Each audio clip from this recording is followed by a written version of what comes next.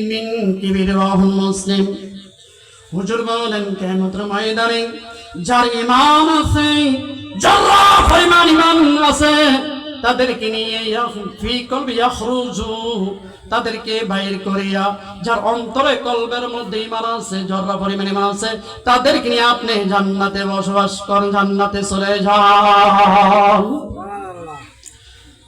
যার ঈমান আছে, আমল আছে, আমলে নাগেস আমলে কামেল, তার জন্য হিসাব, তার জন্য কি মিজান, তার জন্য নেকবত, তার জন্য মিজান হবে, তার জন্য হিসাব হবে। আর যার নেক নাই, বদ নাই, ঈমান নাই, ফি নারি জাহান্নাম খালিদিনা ফিহা, সে চিরস্থায়ীর জন্য জাহান্নামে, তার কোনো হিসাব নাই। কথা ঠিক কিনা? আল্লাহুম্মা সাল্লি আলা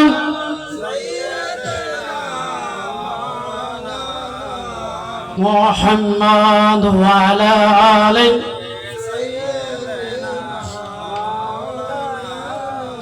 হিন্দুরা কি ঈমানদার না বেঈমানদার? আল্লাহর ওলিরা কি ঈমানদার না বেঈমানদার? যে হালালকে হালাল মনে করবে আর হালালকে হারাম মনে করবে, সে কুফরি করবে। যেটা হালাল কিয়ামত পর্যন্ত হালাল, যেটা হারাম কিয়ামত পর্যন্ত হারাম। কথা ঠিক কিনা? ঈমানদার, আল্লাহর ওলিরা ঈমানদার, ঈমানদারের কাছে ঈমানদার যায়, আর বেঈমানের কাছে বেঈমান যায়। বেঈমানদারের কাছে কখনো ঈমানদার যাইতে পারে না, এটা ঈমানদারের পরিচয়। কথা ঠিক কিনা? কোন মৌলবী থাকলে আমার কাছে আসো,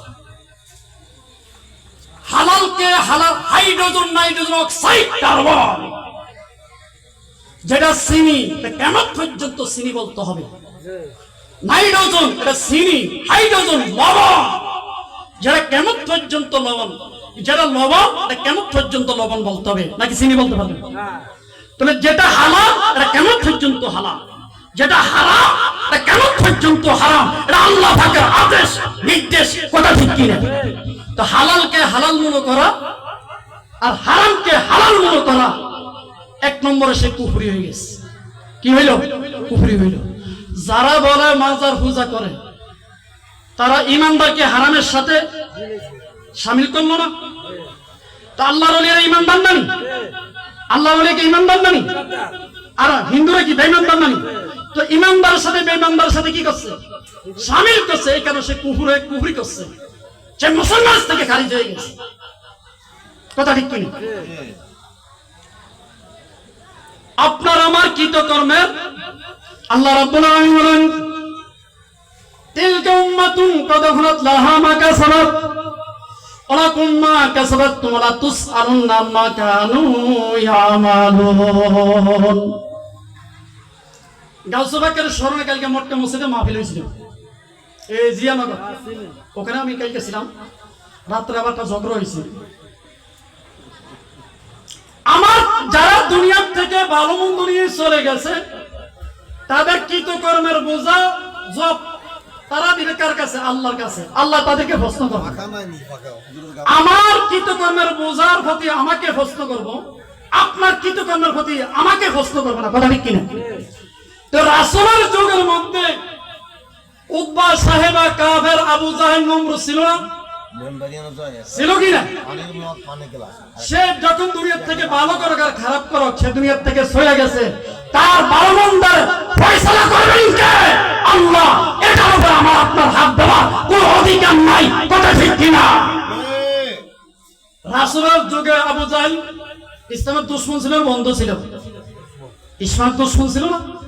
ওই যুগে তো রাসূল বলতে পারতো, সে ইসলামের দুশমনি করছে, আমার বিরোধিতা করেছে, শত্রুতামি করেছে, তাদেরকে উঠাইয়া তোমরা শাস্তি দাও। এরকম মানে ইসলামের কোন ইতিহাস আছে? এরকম মানে ইসলামের ইতিহাস আছে না?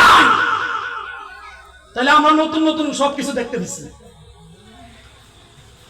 আমি বলবো, যারা মাজাব, তারা তো ঈমানদার ছিলেন, মুত্তাকিন ছিলেন, ফরজকারী ছিলেন।